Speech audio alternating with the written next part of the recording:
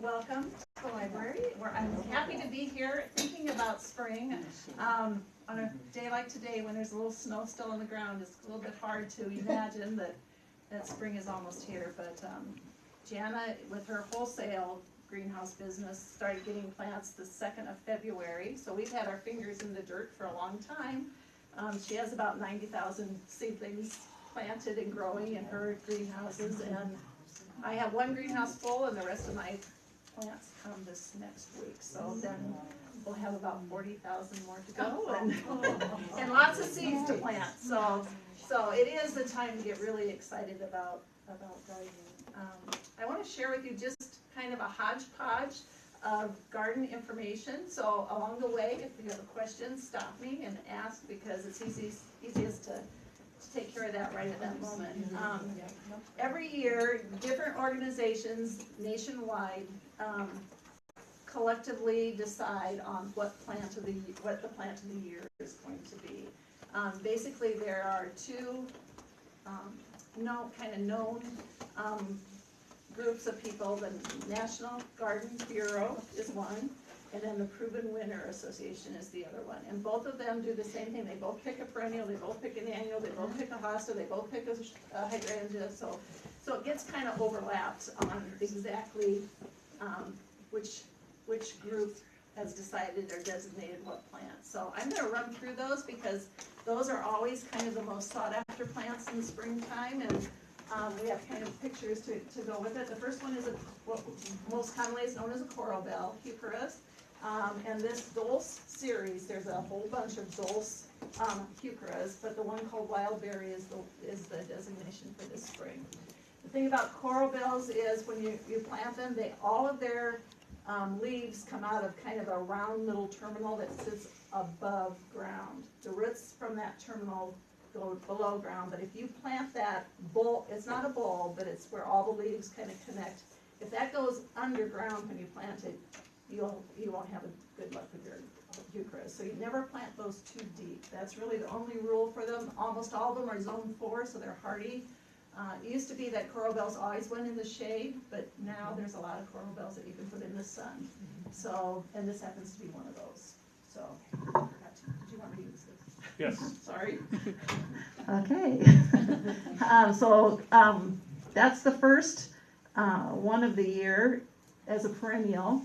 Then the Perennial Plant Association picked a different one. They picked a Rudbeckia. Black-eyed Susan is another name for that one. And this particular variety is called the American Gold Rush.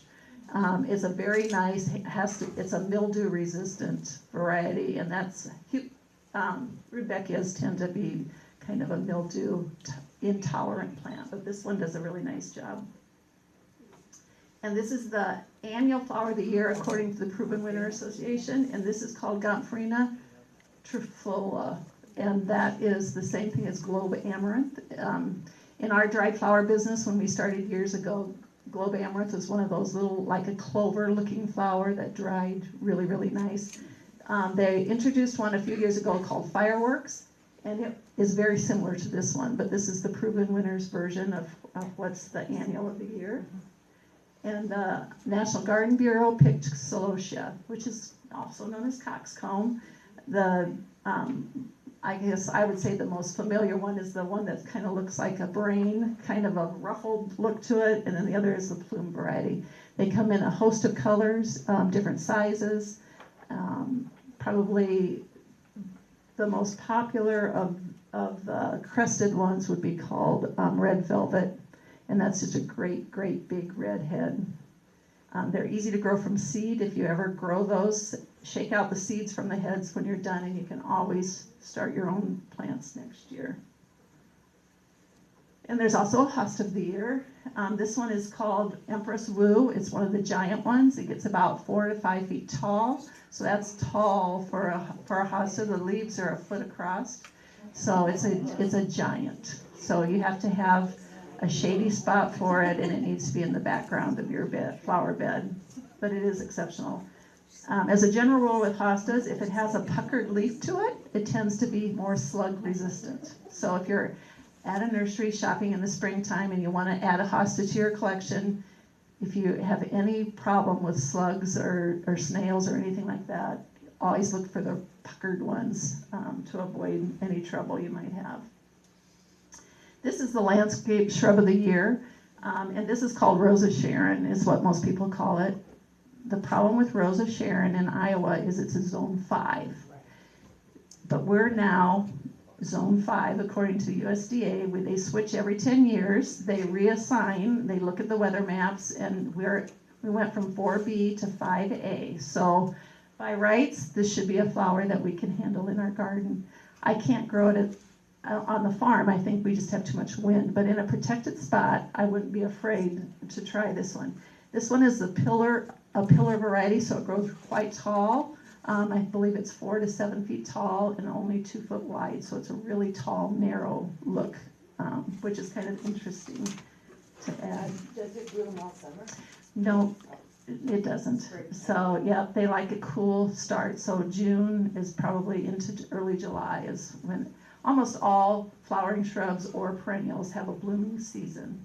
And usually it's 4 to 6 weeks, some a little longer and some a little shorter. So this one is that. Some people refer to this as a form of hibiscus, but we have better perennial hibiscus than Rose of Sharon. This is the flowering shrub of the year. Proven winner designated this, and this is one of my favorite hydrangeas. A few years ago, they had endless summer hydrangeas, and they were either pink or blue, and if you put extra stuff on them, they would either be more blue or more pink. And those were not very hardy. I always was really disappointed that we couldn't get those to grow. In 2007, when Emily got married at the garden, the pink one that turned blue was the perfect color for her wedding. So I planted a row of those thinking, that would be wonderful. Since 2007, it has bloomed one time. Oh. What happens is it puts its buds on old growth. So it puts its buds on in the fall. It sets all of those buds along the stem. But then if we have an incidental cold spell after spring starts and those buds have already swollen, those will freeze off and then you won't get any flowers. So the new variety, this one's called Let's Dance Can Do. This puts all of its flowers on new growth, all the way up the stem, so it doesn't bloom just once. It has a continuous bloom, and it's a very nice alternate. And I'm not even sure you can still get endless summers. And could you do that on the north side of the house? You can. Almost all hydrangeas in today's world like more sun than what a north side of the house will give us. It depends on how tucked in you get up close to your house. If it has Annabelle hydrangea parentage, then it likes the shade better than some of the others. So I'd be selective on which variety I chose for that close to the north side. But this is really, we had these in the gardens as a trial 2 years ago, and then last year we had our full first dose of these, and they are absolutely stunning. The 2023 Shrub of the Year, according to the National Garden Bureau, is the spirea. Spireas, to me, were the most overused shrub for 20 years. Everybody put spirea in. Magic Carpet spirea, Van Houten spirea. Everybody did spirea because it was one of the few things that was the right size. They were just about 2.5 to 3 foot tall, and they cooperated with a lot of gardeners. But they got so overused that then they went into a real slump, and nobody wanted to plant spirea. But there's been a few new additions that have made them really, really fun. This first one is called candy corn, and when it first comes up in the springtime, it's bright red. I mean, it is scarlet red. You look across your garden, you think, what is that? And it's the first leaves of the candy corn. And then it develops this red, orange, yellow glow that stays all season. It's only 2 foot tall, so it's that right size for adding into the front part of your border, and has become very, very popular. The other one on the other side, I can't even remember this one's name, is called Double Play Doozy. And that one is considered a red spirea, which is a little bit different. It doesn't seed like some spireas do, so it just continues to bloom and bloom and bloom, and you don't ever have to deadhead it. The new blooms cover up the old blooms, so that makes a really easy to take care of variety as well. And this is the hydrangea of the year according to Proven Winner. Limelight hydrangeas, if you've ever seen a limelight, when they're in bloom, you can go around town and you can spot every single one of them. They're about 7 foot tall, and they have kind of a cone-shaped flower head to them. They start out lime green, and then they turn pretty white and a little bit of blush color at the end of the season. Well, it was such a popular, limelights were so popular, then they introduced little lime hydrangeas, which was a small version of limelight. Now they've introduced 3 new ones in this limelight series, and this one they've chosen for the hydrangea of the year. And it does everything that a limelight does, except it's a little bit smaller, about 2 foot smaller, and it blushes to a really strong pink at the end of the season. So, where the others do a little bit more of just a blush color, this one is very bold in its pink color. This is the rose of the year. This isn't how we usually think of roses, but it's a single faced rose. And we had this one last year too, and it is really, the whole Ringo series is a flat open leaf rose in a lot of different color schemes, but this one called Ringo is the flower for this year. These are zone 4 flowers, and they're true root roses, so they aren't grafted roses. For the longest time, I know my in-laws were big rose gardeners, and Iowa was not an easy place to grow grafted roses. So if you can find a root rose where the plant comes back from its root system every year instead of from that graft point, it seems a little bit easier to manage those. And that's what this one does.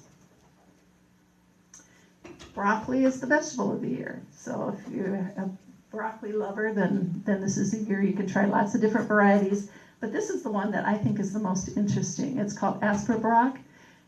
So originally people thought it was a hybrid of asparagus and broccoli, but it's not. It's a true broccoli variety, but it gets really long stems. And that's why they associate it with asparagus. And that long stem is really, really tender. A very, very nice broccoli. Not as big of a head, but you can eat the stem all the way to the ground, and they get about 2 foot tall. So you take the center broccoli head out at the beginning of the season, and then it just shoots up over and over and over again. So it's really a nice vegetable to have. Just throwing a quick note, when we were first married, I did not have a green thumb at all. I didn't know anything about gardening, but Jack's folks were avid vegetable gardeners. So I said, okay, well, we'll try vegetables, not really knowing anything about them. So when the first broccoli was ready, I was so excited that I actually grew something that we could eat. And took it in, and we were munching away on it, and Jack's mom came in and she said, "You did put that in salt water for a little while, didn't you?" I said, "No, nobody ever told me. That wasn't part of what I learned." So she showed me how you do that, and as she showed me what I was eating, and the little green worms floated to the top, so I have a really hard time with broccoli, even now. So, but it's a very healthy plant. Always soak your broccoli in a little bit of salt water before you eat it. We're going to switch a little bit to geraniums. Geraniums is a huge family. It's the #1 annual flower that we grow. We devote a whole greenhouse just to growing geraniums. And there's a lot of different kinds of geraniums. Basically, there's 2 kinds. There's seed geraniums, and there's vegetative geraniums. Seed geraniums are grown from seed. Vegetative ones are taken from a cutting, part of the stem of the plant or leaf of the plant, but they are reproduced that way. The big differences in a seed geranium and a zonal geranium is a zonal geranium just grows faster.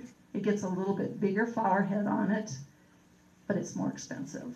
So, and you can grow geraniums from seed as well, and you can usually buy seed geraniums in a 3-pack or a 2-pack. You don't just buy usually one They both produce a pretty flower.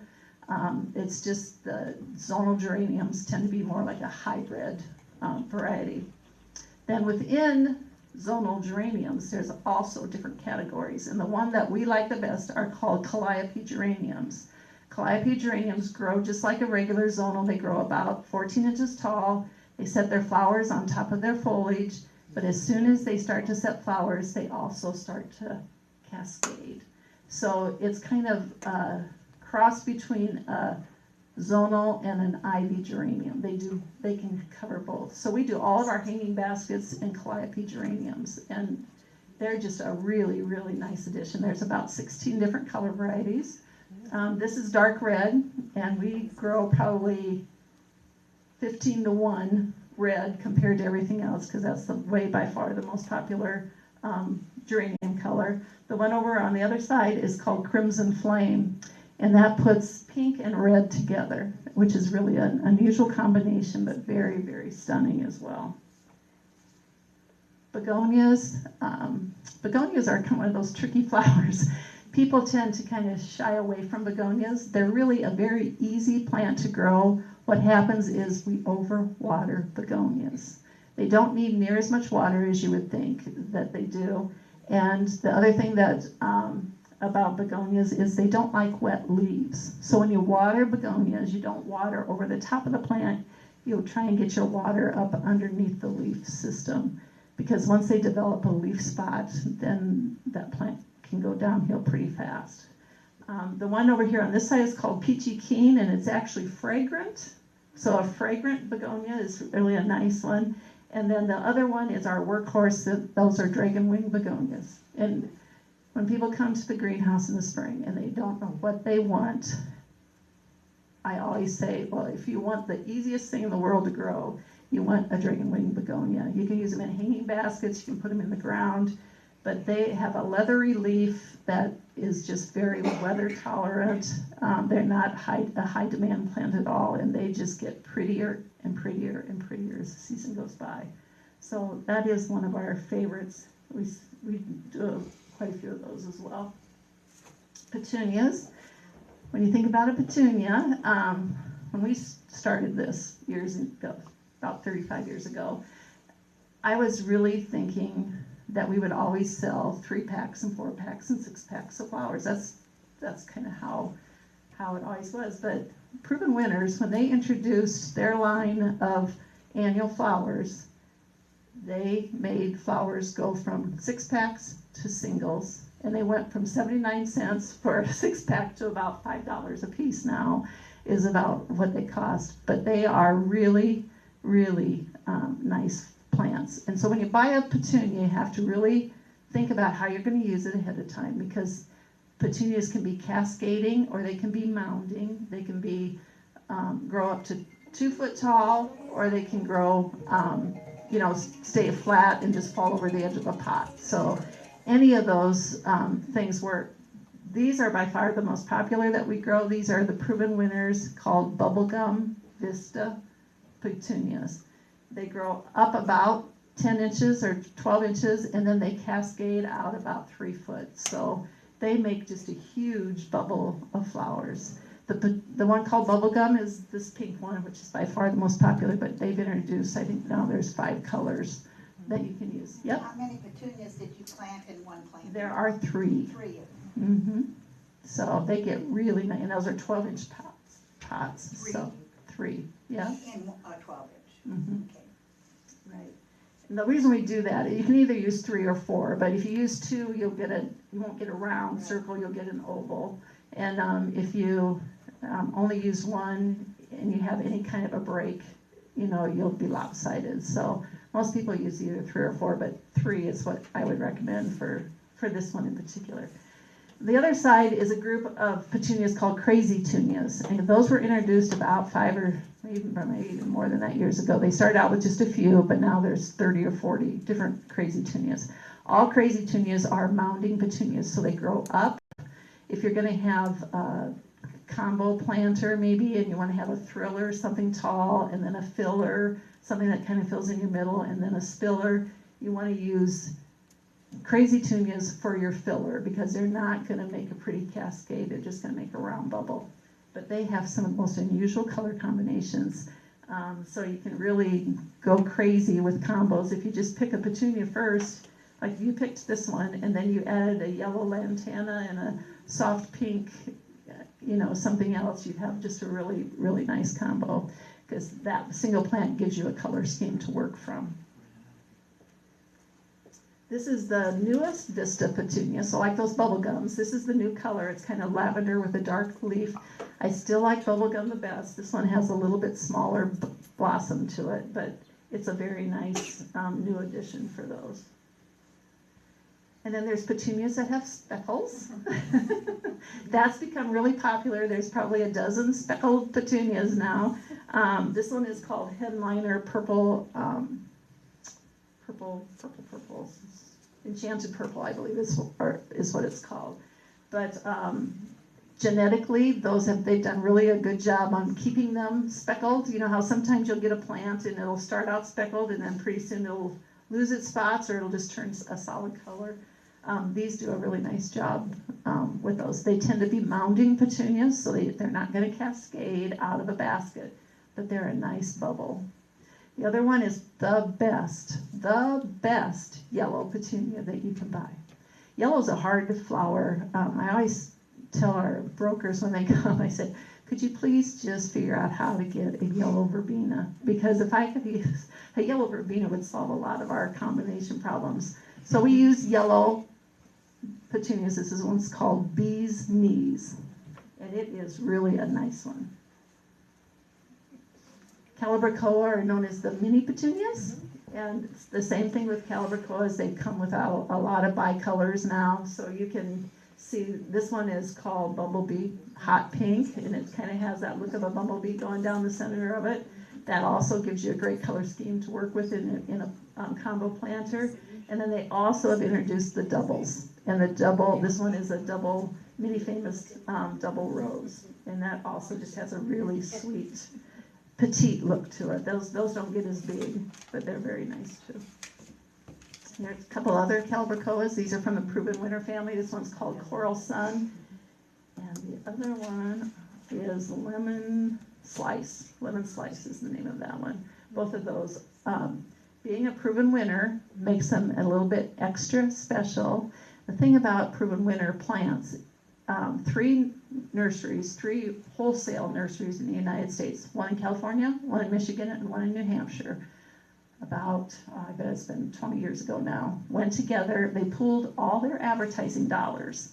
So they said, we're going to work together on this project. And they scoured the world, basically, to come up with plants that fit the Proven Winter image. What they really discovered that has made it so successful is they took plants that are sterile. They never produce a seed.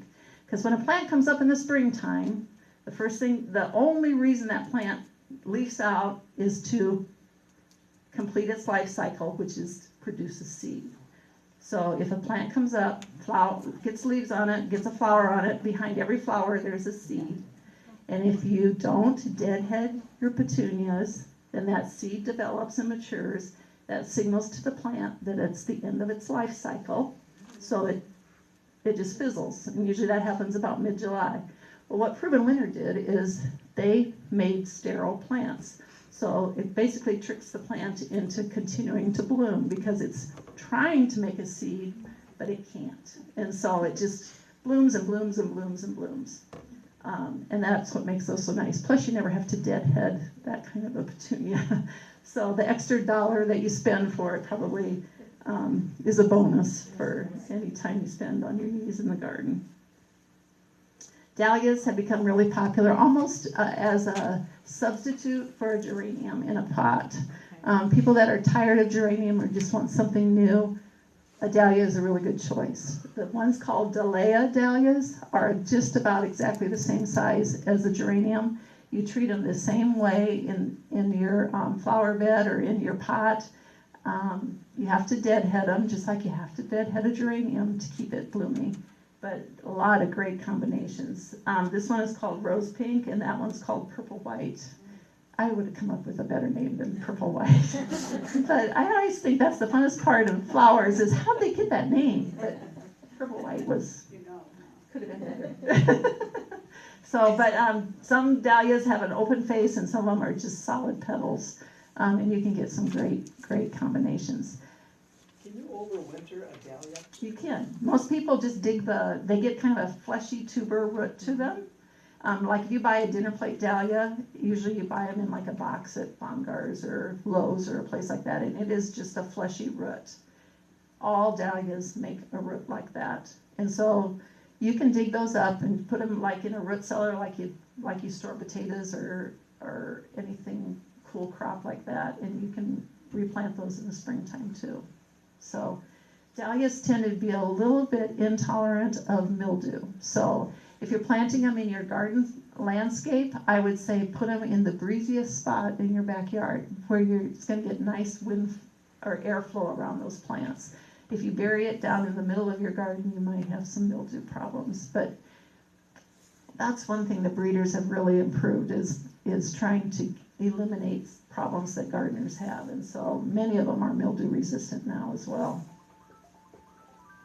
And this one, I threw this one in. This is called James Britannia, and it's kind of like Bacopa. If you've ever used Bacopa in with geraniums, it's usually white, but sometimes there's pink and blue Bacopa as well, but there's never been yellow. So I'm always thrilled when something is yellow, and it does the same thing as Bacopa. It just falls out of the bottom of your hanging basket.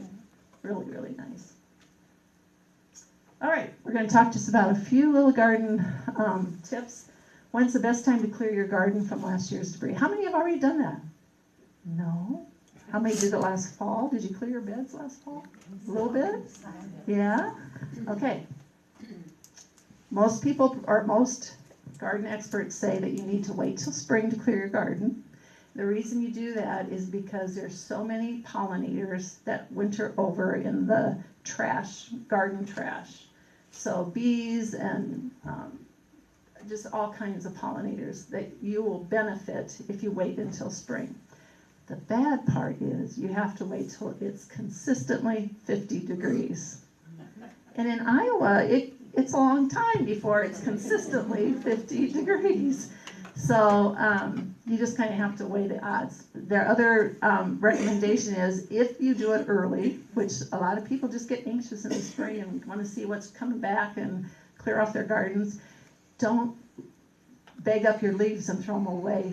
Rake them to a corner of your garden and let them sit in the corner of your garden, and that'll still give those pollinators a chance to come out. So it is best to wait till spring. So the last frost date in Iowa is May 10th. That means you shouldn't put anything out in your garden that you are worried could freeze. Cold crop vegetables absolutely can go out way before then.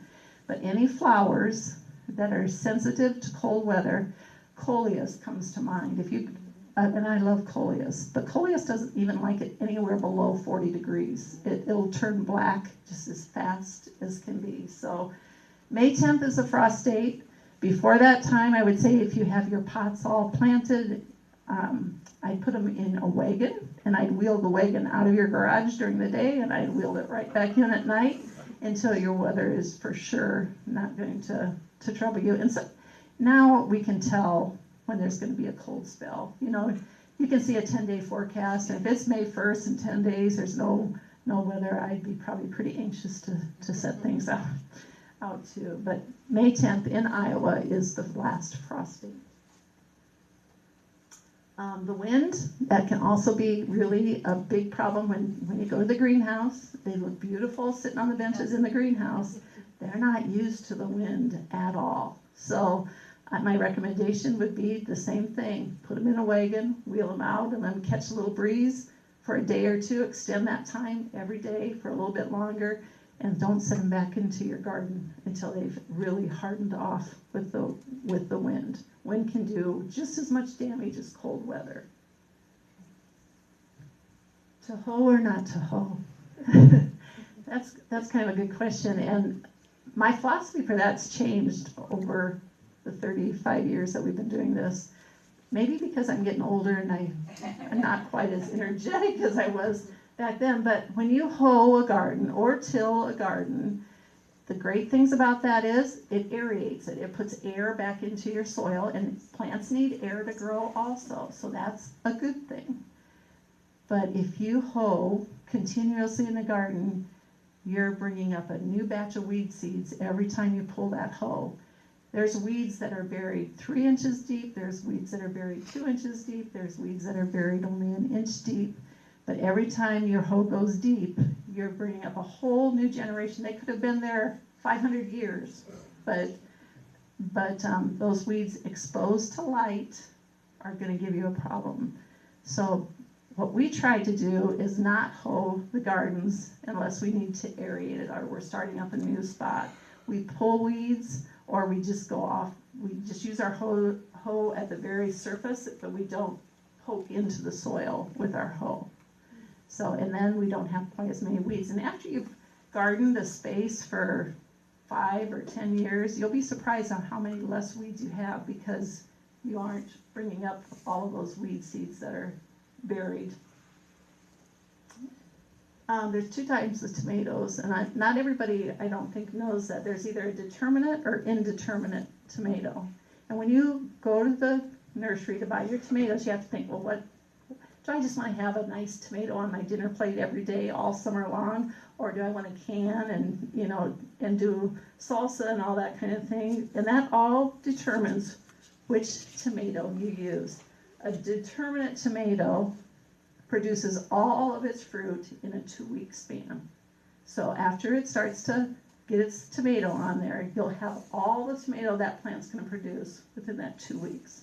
So if you're going to can, or you want to do it all at once instead of just doing a little bit at a time, though it's good to have a determinate tomato. That'd be like a Roma, a Rutgers, a Celebrity. Those are all, and there's a lot of them. If you want to have a tomato every day during the summer on your dinner plate, then you want indeterminate tomatoes. Those are like Big Boy, Better Boy, Beefmaster. Almost all the cherry tomatoes are indeterminate tomatoes. And they just keep producing and producing and producing as long as the plant stays healthy. They tend to get larger, so they need to be staked. Where determinate tomatoes only get about 2 to maybe 3 foot tall, and you don't have, because they're all going to be ready at the same time, you really don't have to worry about staking those. Another nice thing about a determinate tomato is after it's done making its crop, you can pull that out and put something else in its place if you do a cycle of different things in your vegetable garden. So pay attention. Every tag will tell you whether it's determinate or indeterminate. So you should be able to figure that out. All right, vines. There's a lot of different kinds of vines in different ways. Some plants that are vining just tangle to each other. They just kind of get mixed up with each other. Some of them do tendrils, which are the little tiny green things that attach as they climb up. And some of them twine, which means the whole plant does a wrap around whatever it's twining to, rope or a trellis or whatever it is. I used to always think, I just can't believe this is right, but I read it on the internet, so it must be. So that you always train a vine to go counterclockwise on your trellis. And it is true, 90% of plants twine counterclockwise. So as you started up your trellis, just remember you're going to go counterclockwise around what you're doing. But that's not necessarily every vine that does that. 10% of them go the other way.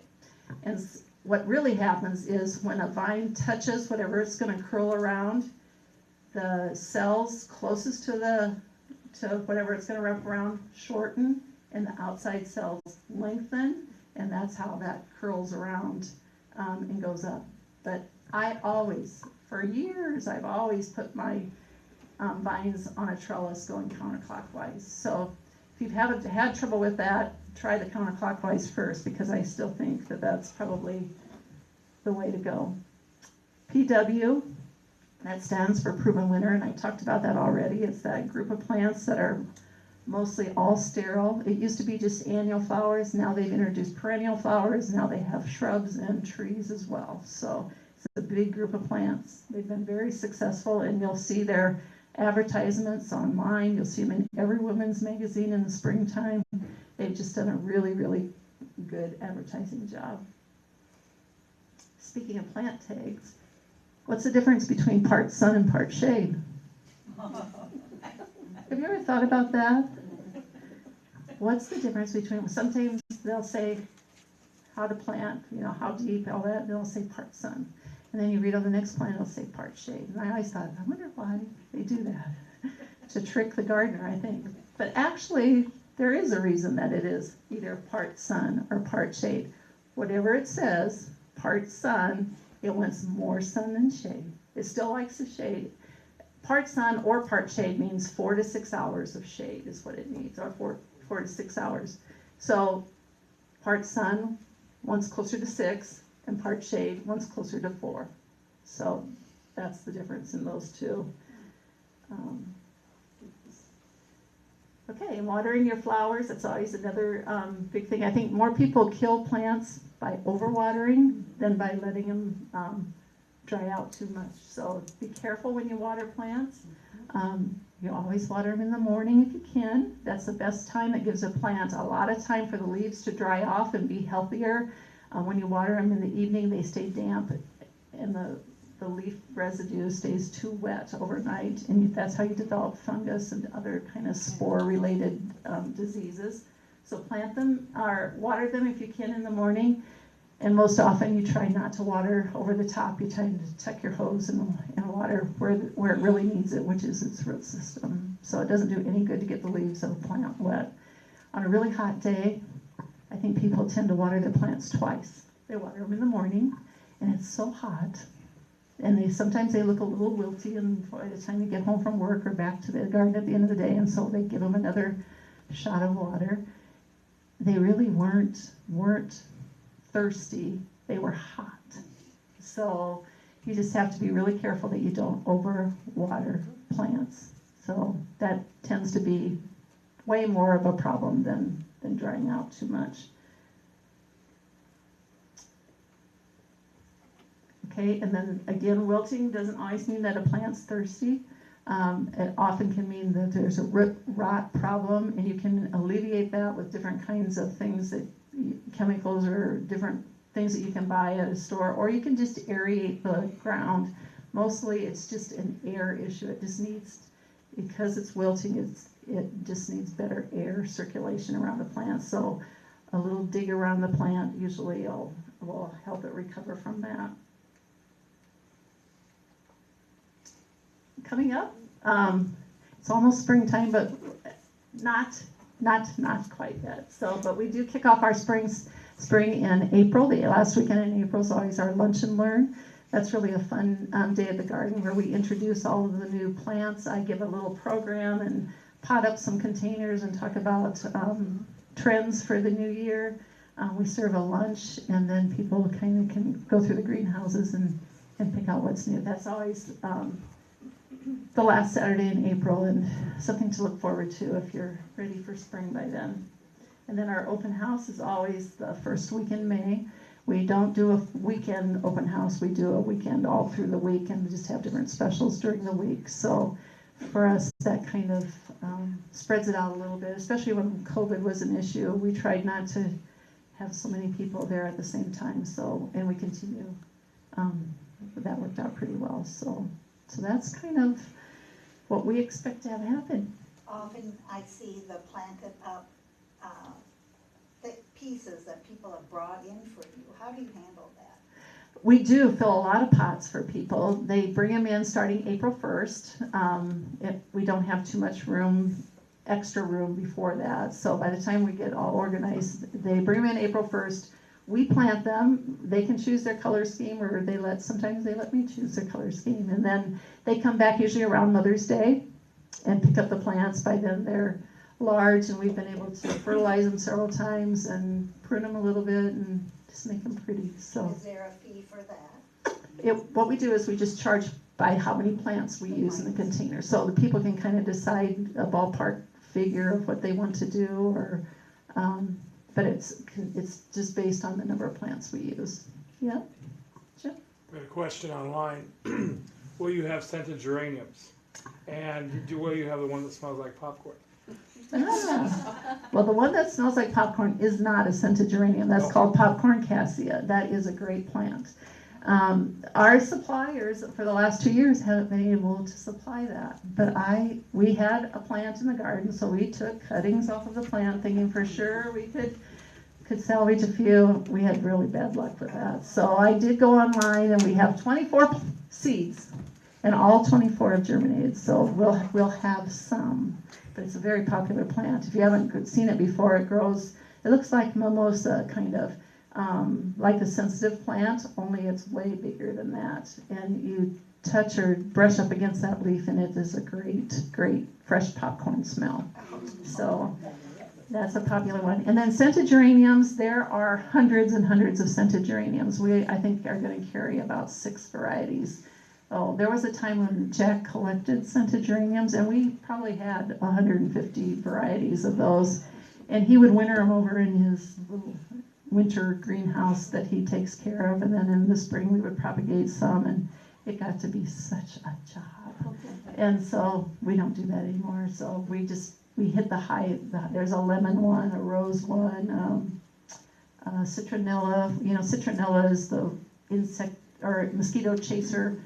But honestly, citronella, scented geranium, all scented geraniums, in fact, they only smell them if you brush up against them. You don't, sit across the deck from them and you can smell that wonderful aroma. You have to bump into it. So I always encourage people to plant your scented geraniums where you're going to brush by them and hit them with your pant leg or be able to touch them, because that's when you really get that emission of great fragrance. They also work well into potpourris. You treat them just like a regular geranium, only they do not get a pretty flower. They get a really intricate leaf shape to them. And if you can imagine a fragrance, there is a scented geranium that is that smell, because they come in every fragrance you could imagine. So, any other questions I can answer for you? Oh, well, I wish everyone a great growing season. It's going to be here before we know it, and farmers and gardeners are kind of the same. We always complain about the weather. We always want it to be just perfect. We have lots of gardeners that come into the spring that they just want it to be easy. Just have an easy garden. Well, there is really no such thing as an easy garden. For a while, people wanted to plant perennials because they thought it was a one-time investment. You get them planted in the spot, and that was all you ever had to do. Well, if you've grown perennials before, you know that you have to trim them back. They die back to the ground every year, so you have to remember what you planted where, and then it pops back through. In most recent years, we've seen a kind of a combination of perennials and ornamental shrubs, flowering shrubs. So that flowering shrubs give you that skeleton to your garden. The sticky part of it stays up over the winter, so you can see where those are, and then they kind of plant perennials in next to those. And I've never been afraid to plant annuals in with a perennial garden too. So it mixes it up just a little bit for you. So, any other questions? I need something total shade on the north side of my house. All the bushes died. I mean, this hydrangeas, you said they're going to need more sun than that. Well, if you use something with an Annabelle parentage, there's one called lime rookie, which is a really nice 4-foot. It stays lime green all season. It doesn't. The Annabelle ones start out white and turn green. Okay. They're also a very nice one for shade, and they do in full shade. Yep. Okay. So there aren't near as many shade plants. Aurelia, which is called Sun King, which I always thought, why did they name that Sun King? It'll only grow in the shade. They mixed up another name. But that's another one. It's a beautiful bright yellow leaf, but it's not a shrub, so it dies back to the ground every year. I don't know if you'd like that, to lose everything above ground Is it during the real winter. lime greenish looking? I Yeah, think I have one. Yeah, yeah, And then there's hosta, And that can hostas. tolerate it.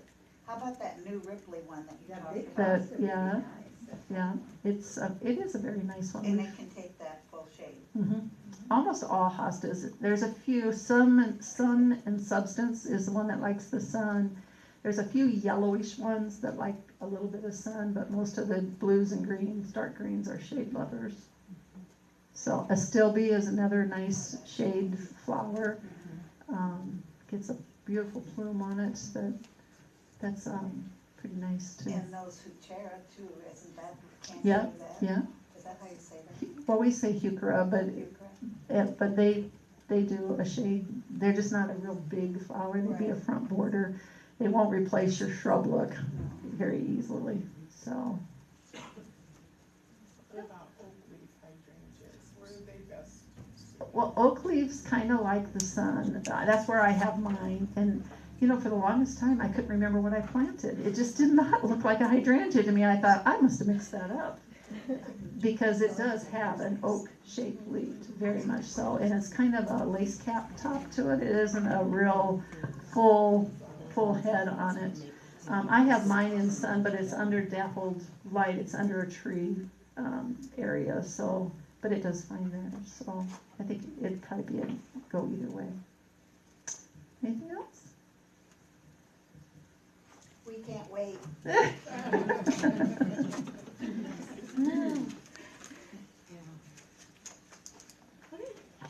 Thank you, Jane. Thank you.